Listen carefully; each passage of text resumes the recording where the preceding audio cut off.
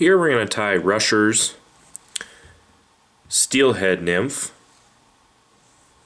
This is a great fly for not only steelhead but also trout. Looks like a little stone fly, but has a little bit of kind of a hot spot, kind of a hot twist, flashy twist to it. First thing we're going to do is just take our thread all the way back to the bend. I'm going to get 2 goose biots ready in black. I'm going to take these goose biots and I want them to be about half of the length of the shank of the hook. I'm going to tie one of them on one side of the shank, and I'm going to get another one here. And I usually do these one at a time just to make it easier on me. And I also tie them in so that they splay away from each other. I'll show you what I mean here in a second. And I try to get the tips of them as even as I can also.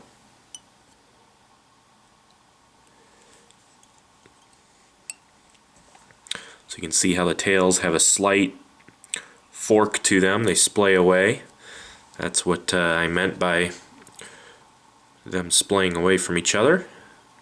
Next thing we're going to do is just take our thread forward with a nice even smooth body, and then we'll spiral it back. Now we're going to take a piece of fine chenille, just standard like woolly bugger chenille, and I'm going to be tying a purple and blue rushers here, so I'm going to use purple for the body. I always like to use a lighter color for the thorax and a darker color for the body. Black is also a popular color that is used. I'm going to take my thread about 2/3 of the way forward. I'm going to take this purple chenille. I'm just going to wrap a nice tight body with it. Just one wrap right in front of the other till I get to that 2/3 point. Once I get there, I'm just going to capture the chenille, trim it out. Then I'm going to take some black pearl diamond braid. I'm going to tie this right on top of the thorax and take it all the way back to my chenille.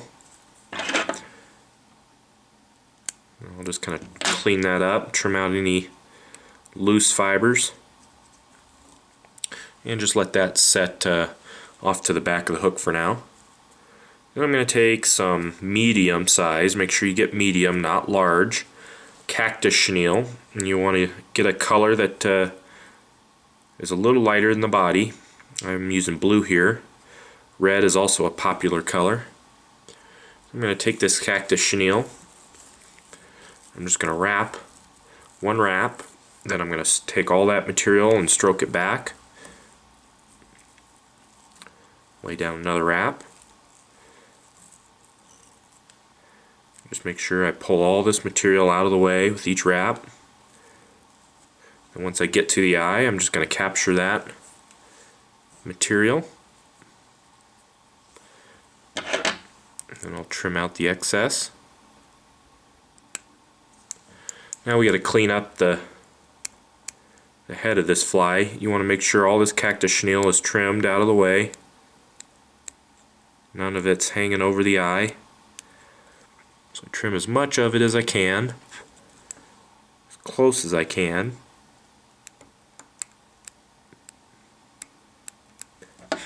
Now I'm going to use my finger to kind of brush everything back.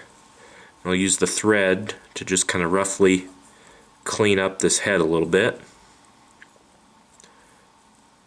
As I pull the material back with my finger, I place wraps right on top of the material.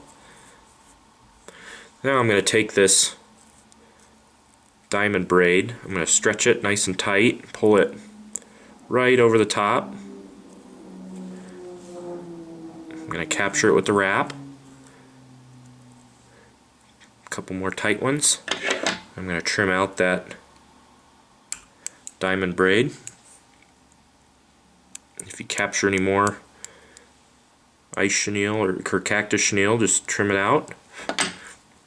And the last couple wraps here will just clean everything up,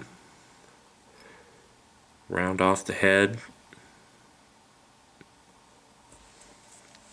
Then we can whip finish.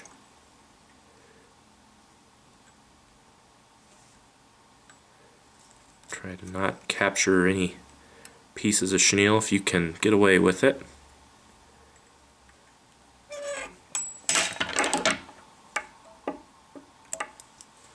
And that's all there is to the Rushers Steelhead Nymph. Pretty quick, easy tie, very effective in dirty water, spring conditions, winter conditions. Even though it has steelhead attached to the name, it also, believe it or not, makes a good trout fly. I've used it with pretty good success out here in the West. As a trout fly, they think maybe it's a little egg or a little egg buggy thing floating down the river, but great little fly, and you can find all the materials for this bug at intheriffle.com.